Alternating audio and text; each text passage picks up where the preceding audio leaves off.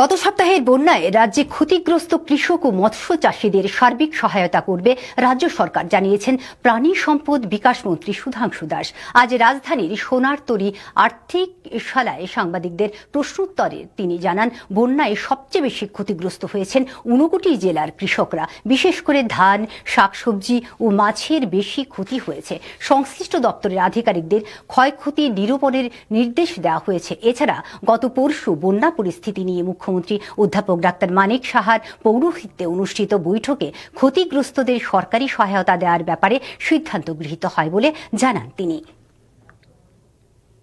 বিশেষ করে 59 জেলা মোস্ট এফেক্টেড ডিস্ট্রিক্ট আমাদের ক্ষেত্রে, এবং অন্যান্য জেলাতেও বেশ ক্ষতি হয়েছে, তবে বেশি ক্ষতি হয়েছে 59 জেলায় বিশেষ। তো আমরা অ্যাসেসমেন্ট করছি, আমাদের দপ্তরের সমস্ত আধিকারিকদের নির্দেশ দেওয়া হয়েছে যে কার কি পরিমাণের ক্ষতি হয়েছে সেগুলিকে অ্যাসেস করার জন্য, এবং পরবর্তী সময়ে আমরা নিশ্চয়ই আমাদের দপ্তরের পক্ষ থেকে আমরা কতটা করতে পারি, বাকি এসডিআরএফ বা স্টেট ডিজাস্টার ম্যানেজমেন্ট বা সরকারের পক্ষ থেকে যেটা করা হবে, নিশ্চয়ই প্রত্যেকটা কৃষকের ক্ষতিপূরণ প্রদান করার জন্য সরকার আগামী দিন দায়িত্ব নেবে, আমি বিশ্বাস